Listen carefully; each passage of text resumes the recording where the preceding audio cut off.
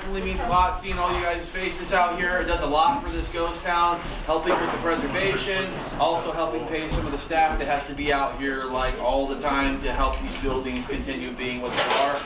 So we do appreciate you guys coming out here. This is a much different event than what usually we see out here. We only do this once a year.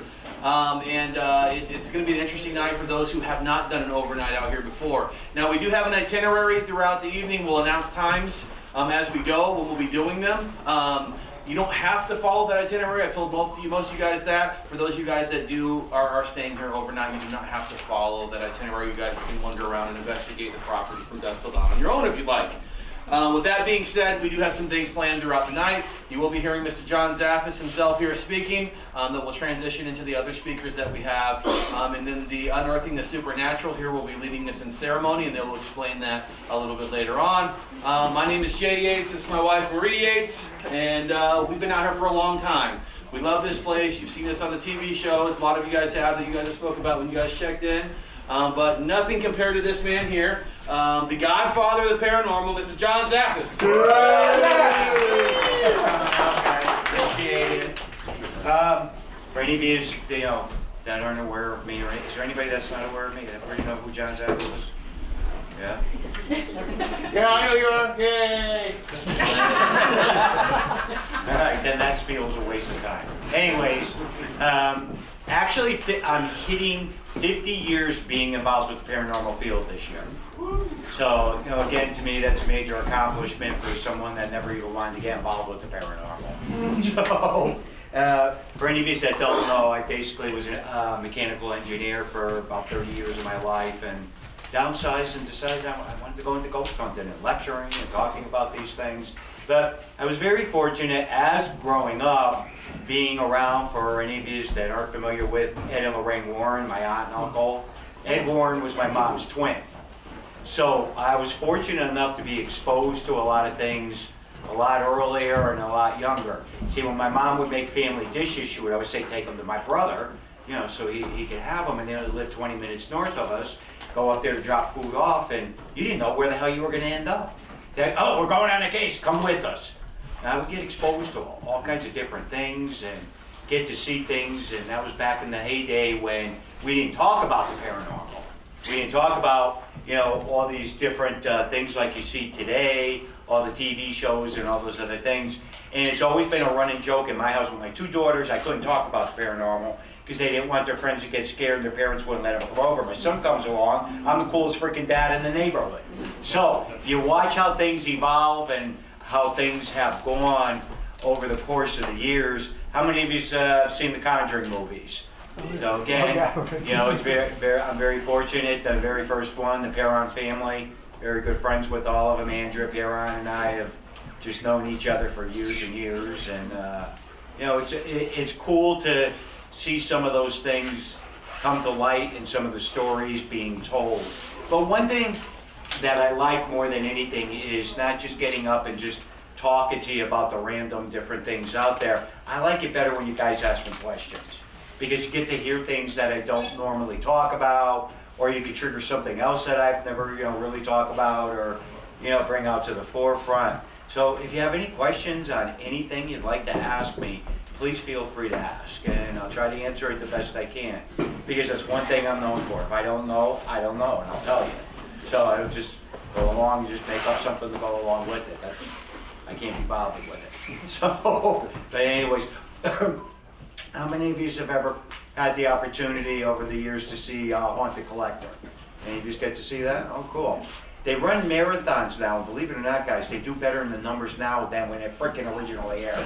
So I get the biggest kick out of that. But what I like about that, when they run, I think it's next week or the week after, they're doing a 7 or 8 hour marathon.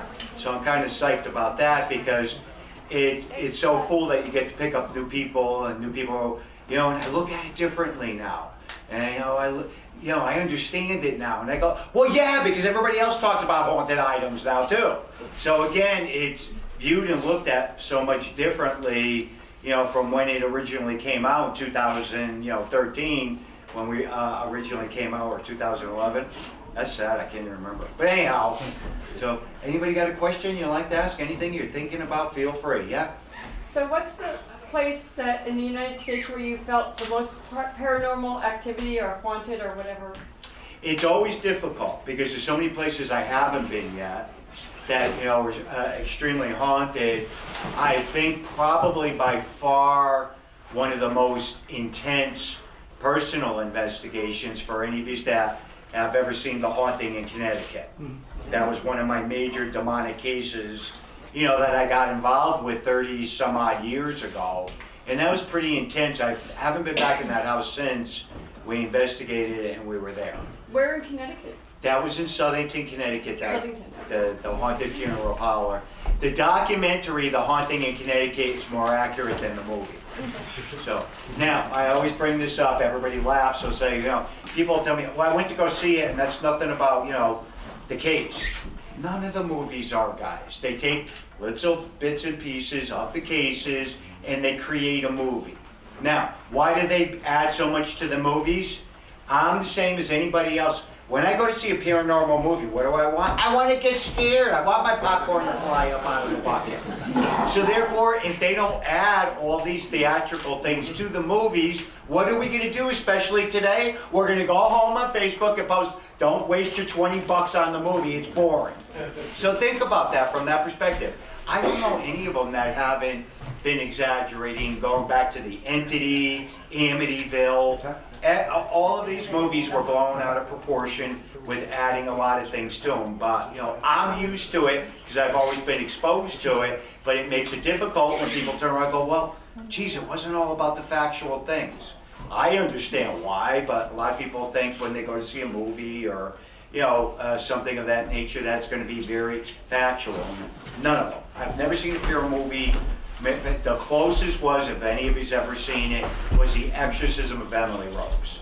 That has a lot of authentic information in there, and that's The Exorcism of Anna Louise Michel in the 70s, and a very good documented case. Now, what's interesting about that is that for many years until that movie came out, we all thought she died during the last exorcism, and that wasn't the truth. She had died after the last exorcism because she stopped eating and drinking and willed herself to die. And I didn't even know that.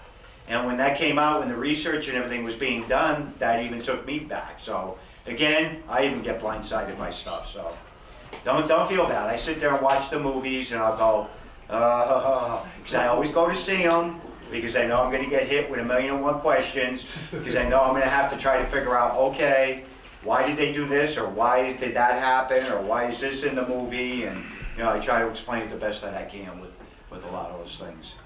Anybody else got a question? Anything they want to ask? Don't be shy, feel free to ask, and if I can answer it, I will. I would like to know about all the haunted items. What do you do with them, and how do you keep them under control? Okay. The haunted items, I've been collecting them for as many years as I can possibly think of. There's a lot of bindings, prayers, rituals that are done over the items. I do have a paranormal barn on my property. That's where all the stuff is stored. Everybody thinks it's in my basement because the barn is finished and I always walk down the stairs putting an item. No, the stuff isn't in the house. It's in a separate building on the property. So, okay. The majority of the stuff, a lot of times I feel that the energy has been broken that could be affiliated with the items. You know, bindings and prayers from a lot of different spiritual people I work with will do things over it. And I don't have very much paranormal activity that occurs with me. Why? I think it's just I think they go, it's a waste of time trying to do anything with him because he doesn't pay attention. I don't. A lot of stuff I don't pay attention. You know, something's got to levitate and fly around before I go, ooh now. You know, I like watching everybody else get the crap scared out of them. I get a big kick out of that, you know. Watching that, when that occurs and that happens, when people experience or witness something for the very first time. So, but the way the barn and everything looks right now, hoarders would love to do a couple of episodes in there. That's how it happens. Boxes are just piled everywhere. It's just total mayhem. So, do you have any items that that are active? If there are any that are active, I'm not quite well aware of it, because like I said, most of the stuff has bindings and different things that are done over it. I do have a lot of good psychic and medium friends. I believe very strongly in that. They'll come in and tell me they still pick up on the stuff. They still say that, you know, they feel the stuff attached to it. Is there a certain experience that made you change fields? Like a certain moment or something that happened in your life that you went from engineering to ghost hunting? Is there certain things that have happened within the paranormal field, she's asking, that made me switch going into the paranormal? No, what ended up happening is I got caught in the big wave where everybody got laid off and I had to figure out a way to try to make some. Yeah, it's the truth. You know, because at that point, after 30 years, I was like, okay, my wife said, give it a shot going into the paranormal. What was that, 14, 15 years ago? And I was fortunate enough that it ended up working out good for me. Because I think from the age of 16 is when I started to believe in it. I didn't believe in it before that. And that was only because I had an experience. It was my grandfather at the foot of the bed. Now, I grew up in the 70s. I'm a flower child, and that's all I'm telling you. All right? It was a Wednesday night, so I was, you know, I knew I had school the following day. But anyhow, ran downstairs, told my mom, I said, shook its head back and forth, and was very transparent. She said, did it say or do anything? And I go, no. And she goes, that was my father. I go, well, Ma, how do you know it was your father? She goes, well, Johnny, you don't remember him. You know, he was 4 years old. You were 4 years old when he passed away. But he was a very stern man and didn't say much, but he would always shake his head back and forth. But my grandmother lived with us, and she passed away a few days after that experience. So that led me into going like, wow, deceased loved ones do come back to help their loved ones cross over. So I'm telling my mom all this, and she goes, you better go talk to my brother. So I go up and I'm talking to Dad Warren, and he goes, you didn't believe in all this? I go, no. I said, that was a quick way for you to make a buck. Yeah, seriously, that's how I viewed it and looked at it. And I understand when somebody says to me, I've never seen anything, I've never experienced anything, and it's difficult for me to accept it. I can understand that, and I can relate to that. Because then once you do, it alters you, and it changes you. And what do I mean by that? You can read a million stories, see a million documentaries, you can watch a million things, but until you experience something, it's totally different. It's no longer a story and information, it's part of your reality now. So you have to reevaluate a lot of that stuff. You have to look at it differently.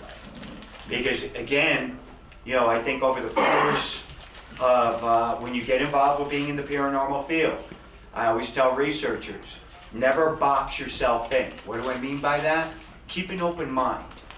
Because once you box yourself in and you look at things from one perspective, you can't grow no more. And once you don't grow, you're not learning, thus it's stagnant. So my theories on a lot of things and the way I look at things, you know, have evolved over the course of years. And that's a critical and very important thing. A lot of you guys use a lot of this equipment. I don't even know how to turn on half of this freaking equipment you have out there today. So it's, you know, mind-boggling, but it's important that you know, we keep forward and moving forward with all the equipment and, you know, documenting things. Why? Because that's going to help us in the future. Here's a good one for you. I love it when somebody calls me up, you know, it's a paranormal investigator or something.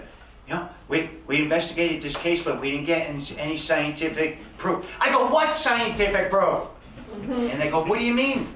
And I go, did you get EVPs? Well, yeah. Did you get that? Yeah. I said, okay. I said, we are not a scientific field. We're working towards that. And they go, we don't understand what you mean. I go, for something to be scientific, you have to get repeatability. And if you don't have repeatability, and Casper won't do what you tell it to do, you don't have anything to back it, to be able to chart it, to be able to say, okay, now we look at it differently. And usually when I start talking about this, people look at me and they go, holy crap, I never thought about it that way till you just said it. And I go, well, that's where my engineering comes in handy. So, but anyhow, it still has to continue. We still have to keep pushing forward with all that, because someday we're going to be able to prove it out and chart it and get that curve, you know, that we all look for in the scientific community. So, anybody else got anything they want to ask? Yeah? Well, anybody else? I've asked mine. So, No? Nobody else got anything they want to ask? Go for it. Okay, then I'm asking. Go ahead, So, go for it. there seems to be a lot of paranormal shows on TV now, reality shows or whatever. What would you say is one of the more legit, respected ones versus the ones that seem to be maybe perhaps more for, what's that? Hollywood. Yeah, Okay, everything and anything, just like with the movies out there, everything is designed yeah, for our entertainment purposes. And again, I don't think there's any of them out there on the TV shows. I don't know. They're all personal friends of mine. oh, So that you gotta remember, I've been around longer than dirt. right. So Jason Hawes, another good example. I knew him before the kids were born. Grant Wilson before the kids were born. I worked with Zach. Zach's been at my museum. We filmed there a couple of times. Amy and Adam, Chip Coffey. I know all these guys before our TV shows, came out. So I view and look at things differently, probably, than most people. I would think if you're trying to understand or comprehend something, it's one of the most boring things if you just sat there and watched us doing a regular investigation. Seriously. Yeah. You can sit there for hours and not have anything happen. Right. And again, it's, the nature of what we do. A lot of filming gets done, a lot of things get cut and pasted together. And that's the nature of it when it comes into the shows, the movies, or anything. So I'm telling you right now, you're sitting there, I don't care who's on the TV show, you're sitting there watching it, and as all they're playing is one EVP or one little ghost picture, you're going to do the same thing you'll do with a movie. Don't bother watching the series, it's boring. It's exactly what's going to happen. Boom, then it disappears. So again, that's it's the entertainment field and the value that gets brought to it. So. Anybody else got anything they want to ask? Yeah? If you had one teaching or one lesson you'd like to give to people about the paranormal world, what would you give to them? The one thing that I always tell people when we get involved with this, you have to learn to separate your belief systems from what is happening. Okay, I'm Roman Catholic, but that's me. But I've studied every religion there possibly you could think of out there. I'm fascinated by all of them. And I'm intrigued by so many other things that are out there. So again, too, I don't know why, but I think it has a lot to do with the movies because people always say to me, well, you only see priests doing exorcism and everything. I go, yeah, because of the freaking movie The Exorcist and everything. That's why that happened. Again, in the Ouija board and everything, it all got brought to the forefront, and from that perspective, when you start delving into these things, I find the most incredible things working with people of all different faiths. Buddhists. My gosh, I've been at Buddhist ceremonies that, by the time they get done, you want to jump out of your skin. When I was talking earlier with some of the guys with Native American things, that I've been involved with and witnessed and experienced. Judaism. Again, a lot of the rites from Christianity came out of Judaism, and people don't even realize that. So again, exorcism and everything came out of Judaism. Now, all this stuff predates all that. And when we go back into pagan and Wiccan and, the Romans, the Greeks and all them, all the different ceremonies and different things that they've done. So it blows your mind, when you start moving into it and you study all that, because you got to take that wow moment and step back and realize so many different belief systems and different things that people do out there, that it's amazing. It really is to watch and to see and witness things. And I always look at it at the one most perspective thing is, what is the intent and the purpose of getting involved with anything? Most of the time you'll hear people say, I want to help people. Okay, that's good, that's fine. Then you watch to see what is happening, what are they doing? Because I can't tell you how many cases, even up to this date, that I've been involved with that'll never see the light of day. Families choose not to go public, or a business chooses not to go public, that's fine. What was my original intent and purpose? To go in and help you. Did I help you? Good. If I didn't, then I'll recommend somebody else You know, maybe somebody else needs to jump in to be able to help them out. And a lot of times those things just never come to light. And, you know, but when they do, it's that wahoo, you know, wahoo moment. You know, okay, they're talking about it, they want to do a TV show or they want to do something, I'll back them 100%. Yeah.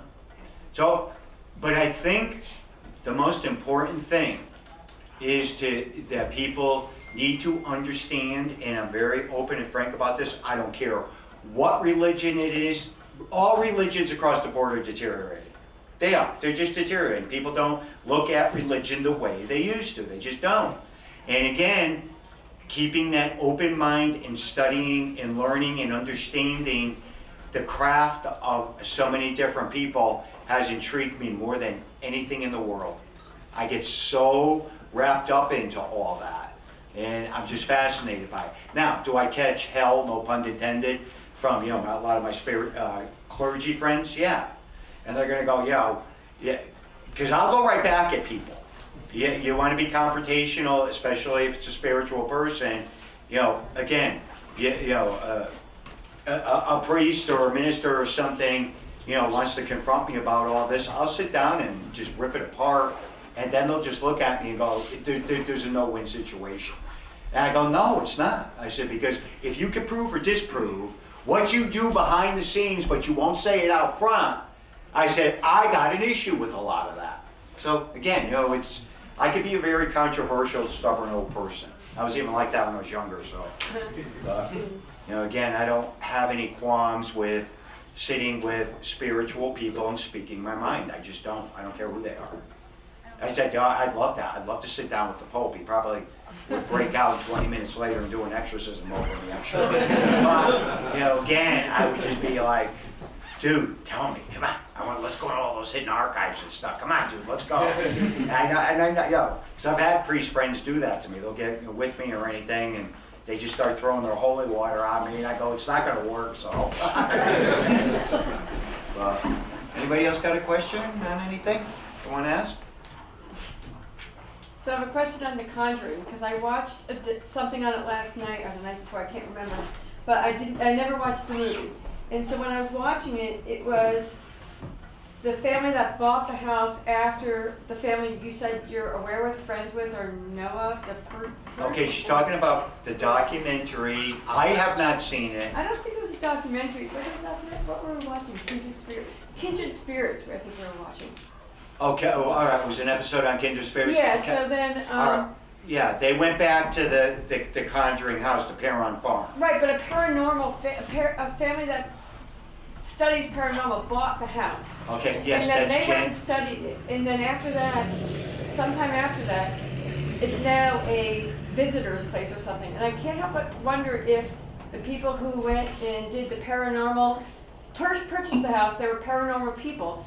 And they had these people come in. Did they do it to have, for monetary purposes, to then have, I don't know if they own the house now and are selling it for tourists to come in, or if it's owned by somebody else.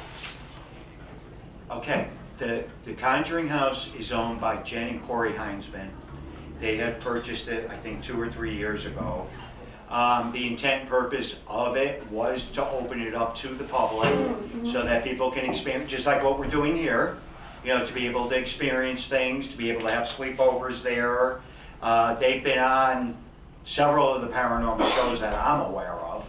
So, again, you know, they bought it to open it up into a business. Okay, so because the show was intending, it seemed like they were focused on, they were intending to live there. You're and watching it got so TV. scary. Yeah, you're watching TV. What's that? You're watching TV. Yeah, Watching exactly, yeah. Okay. So that's what I was wondering what the real intent was. The real intent was to open it up. Again, do they live there? They live there on and off. So again, it's about the best way I can explain that for it. Yeah. Makes sense. Okay, thank you. But to open it up as a business like any of the other haunted attractions out there that we all want to go to, yeah, that's what they did. Yeah. Thank you. You're welcome. Anybody else? Yeah? Do you have a scariest moment? Your scariest moment? Scariest moment was 40 some odd years ago when my wife followed me home and been haunted ever since. I did that one time when she was with me. We're driving home and she was quiet in the car. And I go, well, what's the matter with you? And she turned and looked at me. She goes, you know, you're an asshole. But there's many. It's hard because there's many. You know, in the earlier years where I took that step back. That's another thing I always try to tell people, you know, take that step back and look at what you are doing. If you're living the paranormal 24/7, there's something wrong. You need a life, you need to have friends, you need family. There's other things besides hauntings and ghosts and all these other things. And I've always did. My uncle always told me you had to learn to separate. You know, he says you have to have a normal life. He said, do not ever let the supernatural totally consume you because it will destroy you. And I agree with that because I watch what it does to people that, you know, live this 24/7, everything is paranormal, blah, blah, blah, blah. And, you know, I can do that. People laugh at me and they go, how do you do that? I go, I don't know. I've always done that. You know, when I'm out in my office, it's work. When I'm back in the house, it's family. You know, and I've been able to do that. And a lot of people tell me too, they go, John, I can't, and it's a difficult thing. So I go, well, you know, I think it's scary to watch and see some of it. And a lot of times, you know, if somebody's good friends enough with me, or I'll say something to them, I don't want to offend anybody. You know, I'm not trying to discourage people, but I always try to tell people you need a balance. You have to have a normal life, or whatever that is these days. None of us know anymore. But you need some type of things that are totally separate from being involved with the supernatural. I think it's just like anything. And the best analogy that I ever came up with is comparing it to being a doctor or a nurse. Think about that. How many times you'll hear doctors and nurses say, once they leave the job, they shut it off. We do. Yeah? You have to, or it'll drive you crazy. So it's the same thing with the paranormal, I feel. You have to have that on and off switch. I mean, granted, a lot of times you can't control everything, but, you know, again, it's just the way I view it and the way I look at it. I can totally walk away from it. People say, John, has there ever been points in time where you've totally walked away from the paranormal? Absolutely. And there might be times in the future when I do it too. You know, again, I remember the point in time because my mom and dad had lived with us, and you know, and they were very sick and everything. I shut everything paranormal down. That was it. It was what it was, and did what I needed to do, and had other things taken care of. If I feel there's situations where I'm involved with things, because people say, well, yeah, if you do all these cases, how come we don't hear about it? I deal with so many different people, different, you know, priests, ministers, people on the telephone, you know, through the internet that I get involved with some of these different things, you know. Yeah, if the running thing was with my wife, because she was still working, and I was already out chasing Casper around all over the place, right? And she would often say to me, what the hell do you do all day long? I go, I work. And she'd go, you know, when she retired and, you know, and was home and everything, she goes, it just blows my mind. She said, I never realized how wrapped up you get in with the telephone or getting involved with, you know, somebody with the email or doing something. She said, that blew my mind. She said, I said, well, what did you think I was doing? Sitting out here watching freaking porn all day? You know, and it's hysterical, but, you know, it's just a fact of it with it. And, you know, the way, you know, it just cracked me up that, you know, she finally realized being home what I do and what I don't do and what I get involved with. So, but you have to do that. And I always tell people, please take that step back. You're not feeling good. There's things wrong at home. If there's any types of issues, please put the paranormal on the back burner, because this stuff can and will destroy people. It psychologically could do a lot of damage on you. You know, again, it's just the nature of it. Like with anything else, you need to recognize it and realize you need to take that step back. Anybody else got anything you want to ask? Yeah. I do. Okay, so I've watched like every show out there, and there seems to be this group of some kind of entity that's been around for millions of years, thousands of years, hundreds of years. Mm-hmm. Yet the hauntings that are on TV seem to be more contemporary. They have to be. Or, so how, are there old hauntings? Okay. I'm going to rephrase it. Okay. Okay? She's asking about when watching the TV shows and everything, they're all based more in modern times.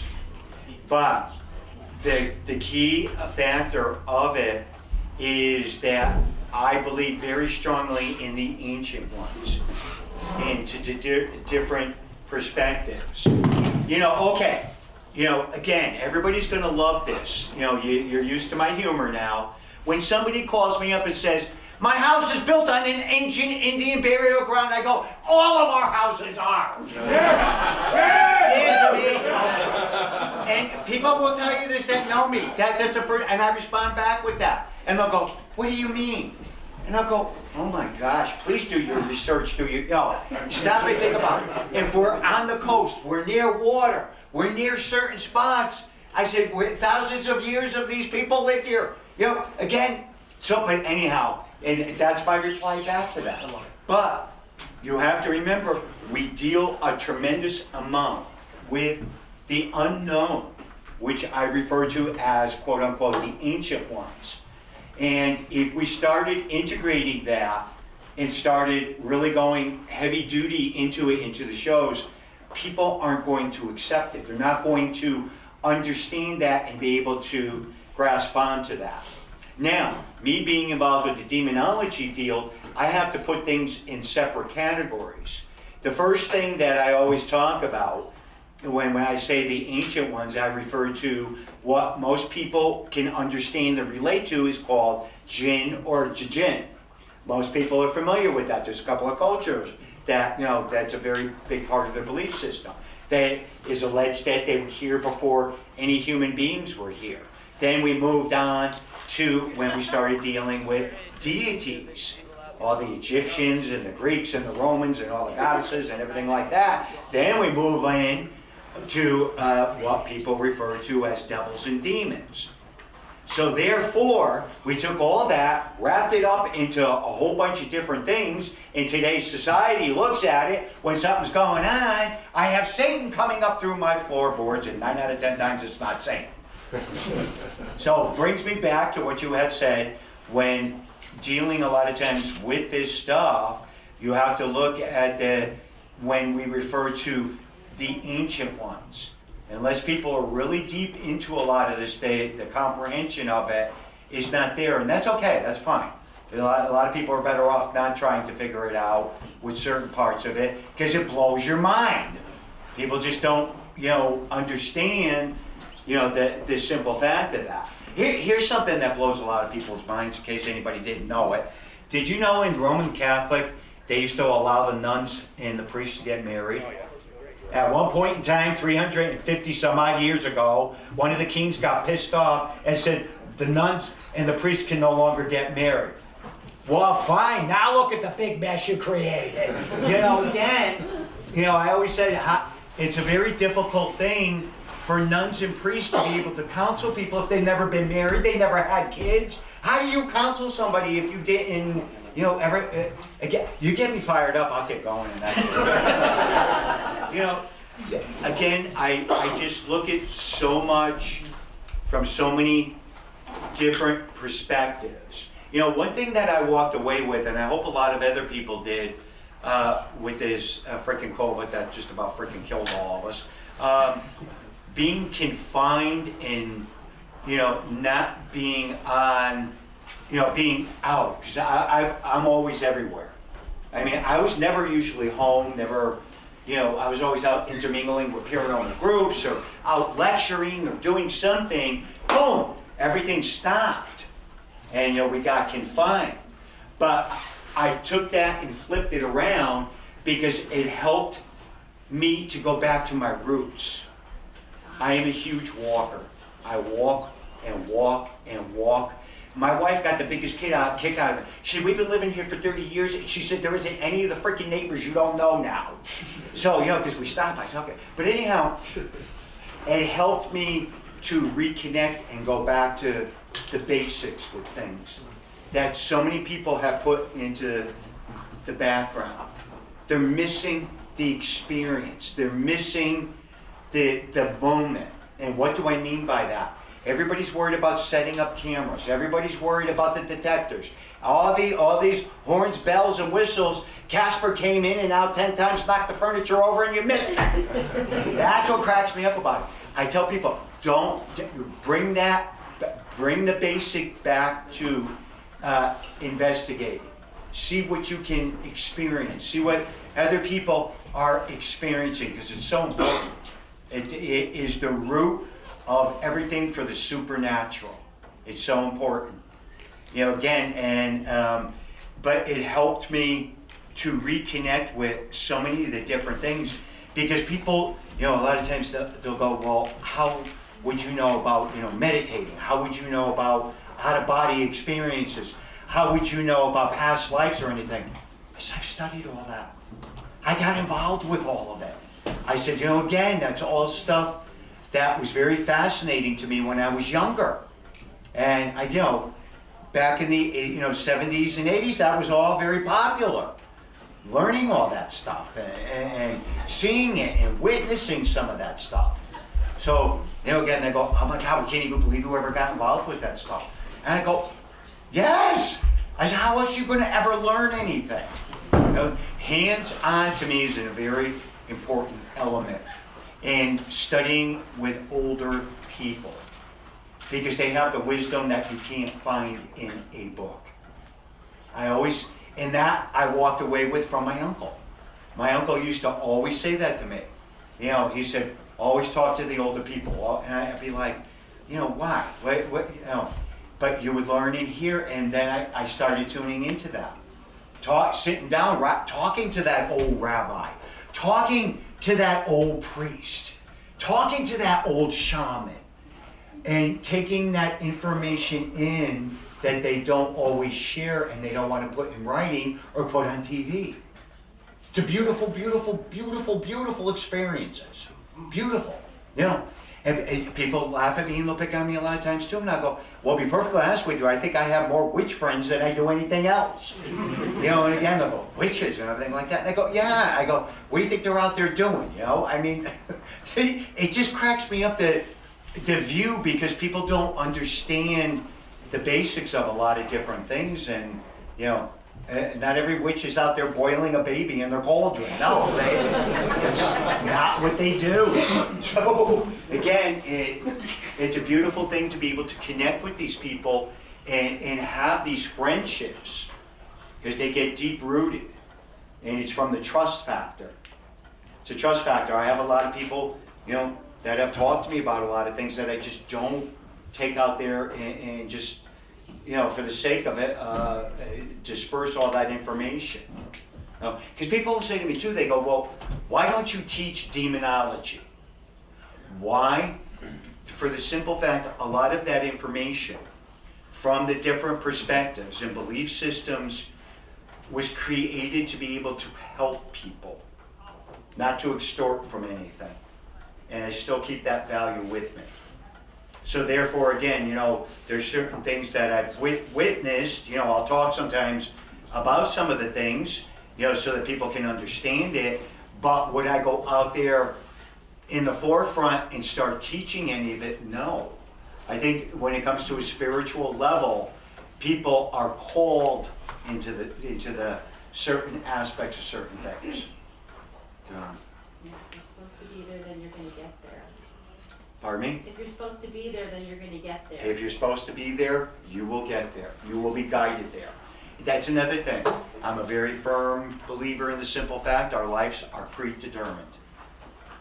Do I think things can be altered at certain points? And can that happen? Yes. Do I think other things need to be left alone and let the experiences happen? Yes.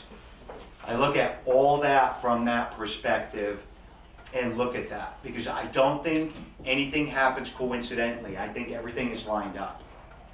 It's just a thing. And reincarnation, a lot of people freak out over that. I believe very strongly in reincarnation. There's no ands, ifs, or buts. There's way too many different things that parallel that. I can't rule it out. I just can't. There's too much. And again, I take all that into consideration, and I just look at the big picture of all of it, and I say, how can you rule a lot of these things out? We can't. We can't prove, and we can't disprove. But yet, I go right back to that basic 101. So many people are missing the experience of it. There's an old saying, that you don't hear it that much anymore today. Life's a banquet and people are starving. Okay? And I got that from a witchy pool friend of mine. I bust them on all their balls. I bust everybody's. But anyhow, and she said that to me at one point in time. She was doing certain things, and I looked at her and everything. I said, that's scary and creepy and everything. And several times she looked right back at me. She goes, life is a banquet and people are starving. Now I get it. I understand it. She was doing the basics of something and people just totally miss it. So, isn't it crazy listening to this old man? Anybody else got anything you want to ask? Or We got time for about one more question, guys. anybody else? Anything else anybody wants to ask? No? Well, let's give John Zaffis, the godfather of the paranormal, a round of applause, guys. And look, we're under the sky is the first event, sort of, not officially a paranormal perception event, but we're back at Vulture City. Not for a Paracon, for a very special event. John Zaffis is here. He just gave a speech. You're going to see that. It's probably somewhere below down there if you haven't watched it already. We're about to start a very special ceremony with our paranormal consultants, Hero, Sean Clan, and the rest of the team from Unearthing The Supernatural. So we'll give you a little bit of that, and, well, you'll hear them on the show coming up. So here we go, about to start a very special celebration and ceremony from Unearthing the Supernatural right over there.